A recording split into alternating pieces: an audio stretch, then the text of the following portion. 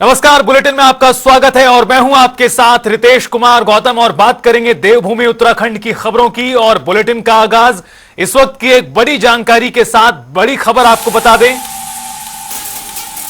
मुख्यमंत्री पुष्कर सिंह धामी की अध्यक्षता में कैबिनेट की बैठक जारी है। देहरादून से बड़ा अपडेट, कैबिनेट मंत्री सहित तमाम मंत्री शामिल हैं धामी कैबिनेट की बैठक में और जानकारी के अनुसार कई अहम फैसले लेने की उम्मीद कैबिनेट बैठक से है। फिलहाल इस वक्त की बड़ी जानकारी, सीएम पुष्कर सिंह धामी मीटिंग की अध्यक्षता कर रहे हैं। देखना यह महत्वपूर्ण होगा किन मुद्दों पर मंजूरी कैबिनेट द्वारा प्रदान की जाती है। जानकारी के अनुसार कई महत्वपूर्ण फैसले हैं जिन्हें कैबिनेट ले सकती है और साथ ही साथ कई अहम मुद्दों पर चर्चा की भी संभावना है। बहरहाल आपको बता दें, तमाम मंत्री कैबिनेट की बैठक में शामिल हैं। बड़ी खबर इस वक्त की अहम जानकारी, देहरादून से बड़ी अपडेट, मुख्यमंत्री पुष्कर सिंह धामी की अध्यक्षता में हो रही है कैबिनेट की बैठक और बैठक के बाद क्या कुछ जानकारी सामने आती है उस पर भी सभी की नजरें बनी रहेंगी। फिलहाल आपको बता दें, कई प्रस्तावों पर मोहर लग सकती है। जिस तरह से जानकारी सामने आई है, मुख्यमंत्री धामी की अध्यक्षता में कैबिनेट की अहम बैठक जारी है।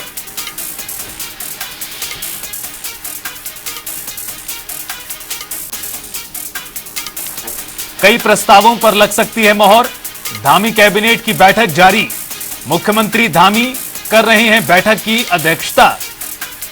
कैबिनेट मंत्री सहित तमाम मंत्री मौजूद हैं और जानकारी के अनुसार कई प्रस्तावों पर मोहर लग सकती है धामी कैबिनेट की बैठक में। बड़ी जानकारी, अहम खबर इस वक्त की।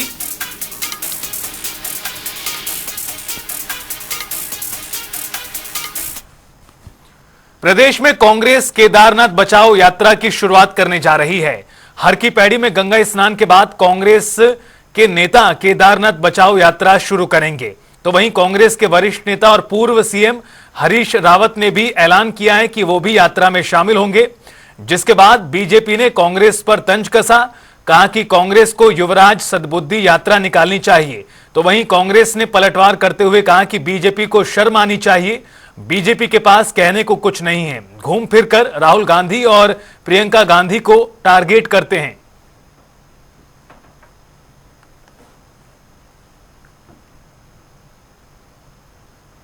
देखिए, कांग्रेस के प्रदेश अध्यक्ष जी को सद्बुद्धि यात्रा निकालनी चाहिए, युवराज सद्बुद्धि यात्रा। उनके युवराज संसद में सनातन धर्म के खिलाफ, हिंदू धर्म के खिलाफ बयानबाजी करते हैं, तब कांग्रेस के प्रदेश अध्यक्ष कहां से होते हैं? जब उनके युवराज कहते हैं, सनातनियों को कहते हैं मंदिर में जाने वाला हर सनातनी छेड़खानी करता है, तब इनके प्रदेश अध्यक्ष जी की सनातनी धर्म के प्रति आस्था कहां चली जाती है? कांग्रेस को अपने युवराज की सद्बुद्धि यात्रा निकालनी चाहिए। ये वही कांग्रेस है, जब जब सनातन पर प्रहार होता है तब तब कांग्रेस उस पर राजनीति करती है। ये वही कांग्रेस है जो अपने देश की छवि विदेशों में जाकर के खराब। देखिए, शर्म आनी चाहिए भारतीय जनता पार्टी को इस तरह से तोड़ने मरोड़ने के लिए। चीजों को कुछ कहने को है नहीं तो घूम फिरकर राहुल गांधी और प्रियंका गांधी पर उनका टारगेट हो जाता है। वो आप जनता को बोरिंग भी लगने लगा है। आपका कुछ नया सोचकर भारतीय जनता पार्टी को कांग्रेस पर हमला बोलना चाहिए। और शर्म इनको इसलिए भी आना चाहिए, इसलिए क्योंकि केदारनाथ का जो सोना चोरी हुआ उस पर अभी तक बात नहीं हुई। क्यूआर कोड वहां लग गया, चंदा हुगाई कर, उस पर बात नहीं हुई। केदारनाथ जो दिल्ली बुराड़ी का केदारनाथ धाम ट्रस्ट है, उसको एनओसी किसने दी, ट्रस्ट का नाम केदारनाथ धाम की तर्ज पर रखने के लिए, उस पर बात होनी चाहिए। बात इस पर भी होनी चाहिए कि बार बार तीर्थ पुरोहितों को आपके खिलाफ एजिटेशन पर क्यों बैठना पड़ रहा है और क्यों आप शिलान्यास कर रहे हैं, हमारे धामों का दूसरे प्रदेशों में फ्रेंचाइजी खोलने का प्रयास कर रहे हैं। तो मुद्दा यहाँ पर सनातन को बचाने का, संस्कृति और सभ्यता और पौराणिक मान्यताओं को बचाने का है। यहाँ पर मुद्दा युवराज बोले या पप्पू बोले, उससे हमें फर्क नहीं पड़ता। तू इधर उधर की ना बात कर, ये बता कारवां लुटा कैसे। देहरादून में उपचुनाव में जीत के बाद पहली बार नवनिर्वाचित विधायक कांग्रेस मुख्यालय पहुंचे और जहां पर मंगलौर से एमएलए काजी निजामुद्दीन और बद्रीनाथ सीट से जीते लखपत बुटोला का कांग्रेस प्रदेश अध्यक्ष समेत नेताओं ने स्वागत किया। बता दें कि बद्रीनाथ से लखपत बुटोला ने राजेंद्र भंडारी को भारी मतों से हराया है, तो वहीं मंगलौर में काजी निजामुद्दीन ने बीजेपी के करतार भराना को पटकनी दी।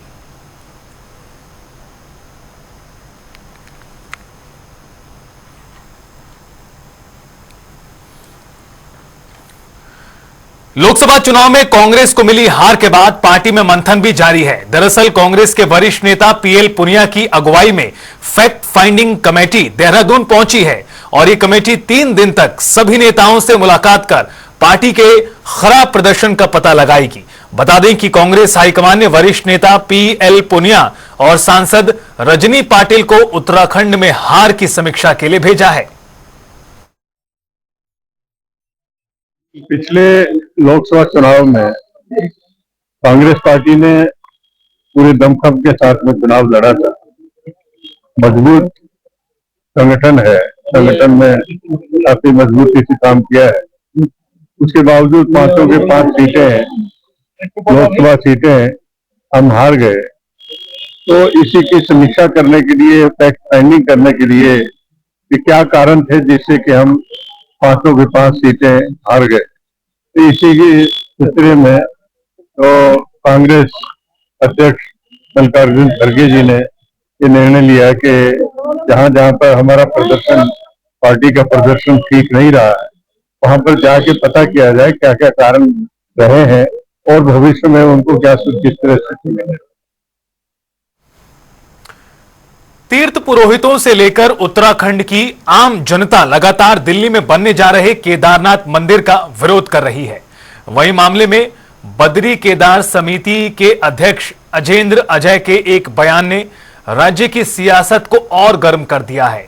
उन्होंने कहा कि ज्योतिर्मठ के शंकराचार्य स्वामी अविमुक्तेश्वरानंद एक संत से अधिक एक कुशल राजनीतिज्ञ हैं। इतनी प्रेस कॉन्फ्रेंस तो देश के नेता नहीं करते जितनी शंकराचार्य जी करते हैं। के रूप में स्वामी अविमुक्तेश्वरानंद जी का मैं विशेष रूप से सम्मान करता हूं, लेकिन आप भी जानते हैं कि जिस प्रकार से लगातार वो प्रेस कॉन्फ्रेंसिंग करते रहते हैं, विवादित मुद्दों को उठाते रहते हैं, और इतनी प्रेस कॉन्फ्रेंस तो कोई राजनेता भी नहीं करते हैं जितनी प्रेस कॉन्फ्रेंस वो करते हैं। और मुझे लगता है कि मैं इस बात के लिए उनकी प्रशंसा भी करना चाहता हूं कि वो एक कुशल राजनीतिज्ञ, संत से अधिक उनको कुशल राजनीतिज्ञ मानता हूं मैं, कि जिस एजेंडे को कांग्रेस सरकार, पूरी कांग्रेस पूरी पार्टी जिस एजेंडे को चलाने में सफल साबित नहीं होती है, उस एजेंडे को स्वामी अविमुक्तेश्वरानंद जी अकेले ही संचालित कर लेते हैं, संपादित कर लेते हैं। तो ये उनकी बड़ी काबिले तारीफ उनकी ये बात है। और दूसरी बात ये है कि मैं स्वामी अविमुक्तेश्वरानंद जी से अनुरोध करना चाहता हूं और उनको चुनौती भी देना चाहता हूं कि अगर उनके पास कोई साक्ष्य है किसी प्रकार के, तो वो सक्षम अथॉरिटी के पास जाएं और वहां पर जांच की मांग करें।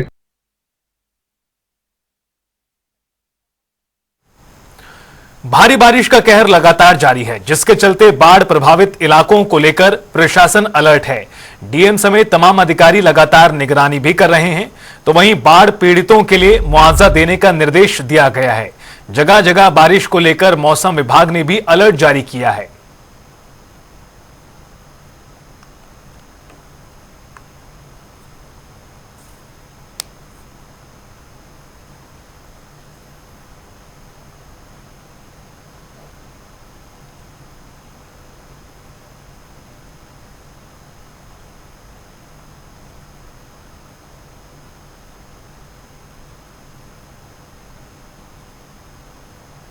ये कि जो लैंडस्लाइड के जोन से हमें पता होते हैं वो ठीक से उनमें कॉशन साइनेज हो, दूर से ही पता चले कौन है। स्लाइड प्रोन एरियाज़ में जब बारिश हो रही है तो उनको रोक दिया जाए, वहाँ पे पुलिस तैनात रहे, बैरियर्स लग जाएं। सिमिलरली जो गधेरे उफान पे आते हैं और नाले उफान पे आते हैं, वहाँ पे लोग बह जाते हैं, उसमें भी मेरी ओर से ऑर्डर्स हैं सभी डीएम्स एसएसपीज़ को कि इनको फिजिकल बैरियर लगा के इनको रोक दिया जाए। किसी नाले के आसपास कोई बहने की संभावना है तो रेलिंग्स भी लगा दी जाएँ।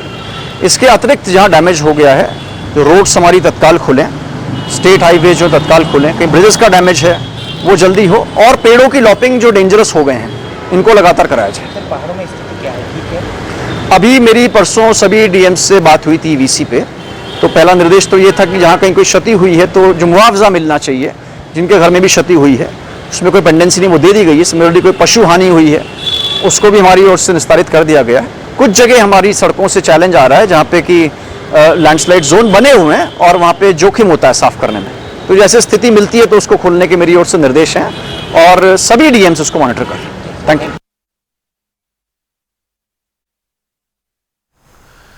कुमाऊं कमिश्नर दीपक रावत ने पिछले दिनों हल्द्वानी शहर में मूसलाधार बारिश के बाद हुए नुकसान का स्थलीय निरीक्षण किया।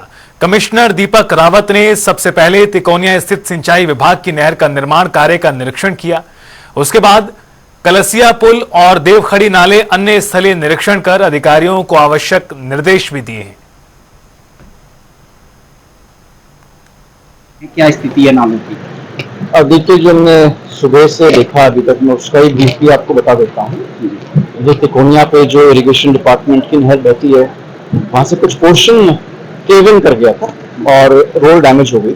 उस पर काम चल रहा है, अच्छा काम हो रहा है और 1 अगस्त तक वहाँ पे ट्रैफिक थ्रू हो जाएगा। इसकी जहाँ तक कलसिया की बात है, उस पर मौके पे मशीन्स लगी हुई हैं और पूरे बरसात भर ये लगाए रखनी पड़ेंगी, क्योंकि तेजी से मलबा ऊपर से आता है और हर बारिश में वो आ जाता है। तो उसमें माननीय मुख्यमंत्री जी का निर्देश है कि लगातार इस काम को कराया जाए, वो करेंगे। उत्तराखंड के कई जिलों में बारिश का पूर्वानुमान जताया गया है। मौसम विज्ञान केंद्र ने पिथौरागढ़ और बागेश्वर जिले में कई जगह भारी बारिश की चेतावनी जारी की, जबकि देहरादून और हरिद्वार समेत 8 जिलों में येलो अलर्ट जारी किया है। इन जिलों में गरज चमक के साथ बारिश की संभावना है। मौसम विभाग ने देहरादून, हरिद्वार, टिहरी, उत्तरकाशी, रुद्रप्रयाग, चमोली, चंपावत और नैनीताल जिलों में भी येलो अलर्ट जारी किया।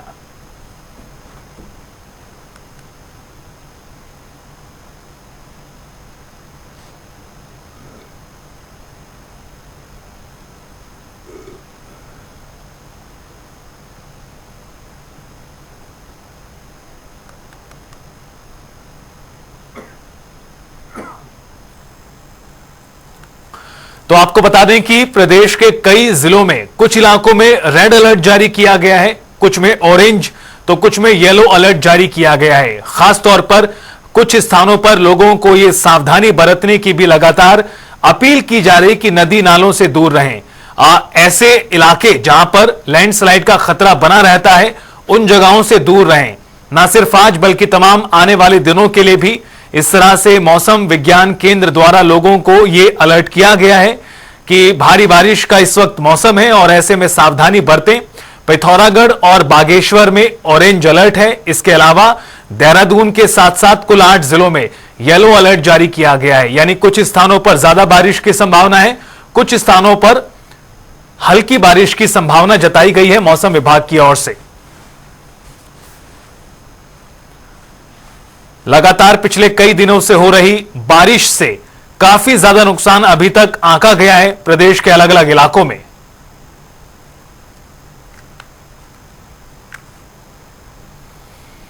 उधर देहरादून में पूर्व सैनिक और पूर्व अर्ध सेनानी का गौरव सेनानी संगठन ने अपना 8वां स्थापना दिवस बड़े धूमधाम के साथ मनाया। इस कार्यक्रम में कई पूर्व सैनिक और उनके परिवार के लोग शामिल हुए। इस कार्यक्रम में शहीद सेनानियों के परिवारजनों को सम्मानित भी किया गया। साथ ही संगठन में कई नए रिटायर्ड सेनानियों ने सदस्यता भी ग्रहण की है। हमने यहाँ पर जो भी देश के लिए शहीद हुए हैं उनके परिवार के, जो वीर नारी हो गया, इसके कोई माता जी हैं तो माता जी को या फिर पिताजी को हमने सम्मानित किया, जो शहीद परिवार से हैं। और जो भी अवार्डी हैं, जिनको गैलेंट्री अवार्ड मिल चुका है, उन लोग को हमने सम्मानित किया। सर, अभी तो कितना संगठन, अभी गौरव सेनानी संगठन प्रयासरत है कि अगले 2 साल में उत्तराखंड में जितने भी 1,80,000 जितने भी पूर्व सैनिक हैं, उन सब सैनिक को एक सूत्र में बांधने की हमारी मुहिम चल रही है और 2 साल के अंदर हम लोग इसको अंजाम देंगे। भारी बारिश के चलते प्रशासन ने स्टेट हाईवे को पूरी तरह से बंद कर दिया था, जिसके चलते पिछले हफ्ते से यातायात प्रभावित हुआ। हालांकि लोक निर्माण विभाग के मुताबिक स्टेट हाईवे 41 को रिस्टोर कर बड़े वाहनों के लिए खोल दिया गया है। विभाग के अधिकारियों के अनुसार सड़क पूरी तरह यातायात के लिए सुरक्षित है।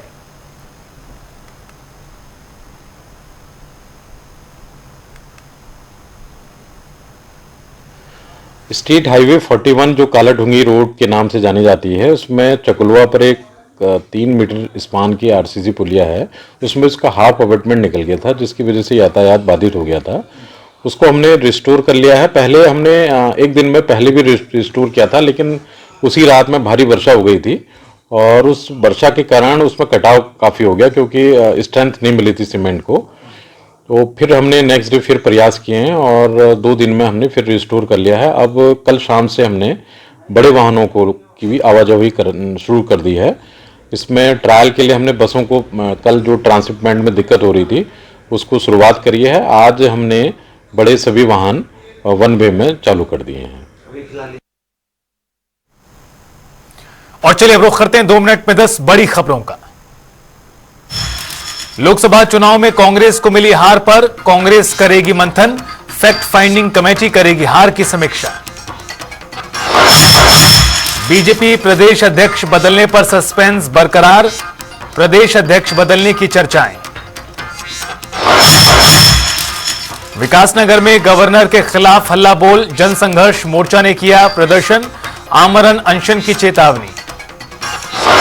मसूरी के गलौगी पावर हाउस के पास भूस्खलन हुआ, देहरादून मुख्य मार्ग का हिस्सा क्षतिग्रस्त, जान माल का नुकसान नहीं।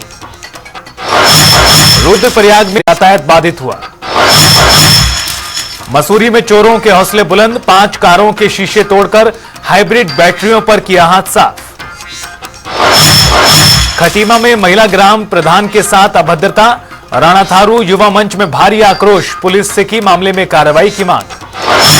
रुद्रप्रयाग में 150 मीटर गहरी खाई में गिरी वाहन, 2 के शव बरामद, रेस्क्यू जारी। उत्तरकाशी में हुक्का गुड़गुड़ाते हुए हरियाणा निवासी 3 लोगों पर कार्रवाई, मिशन मर्यादा के तहत किया गिरफ्तार। जसपुर में सामुदायिक स्वास्थ्य केंद्र में बड़ी सुविधाएं, टीबी रोगियों का भी हो सकेगा इलाज।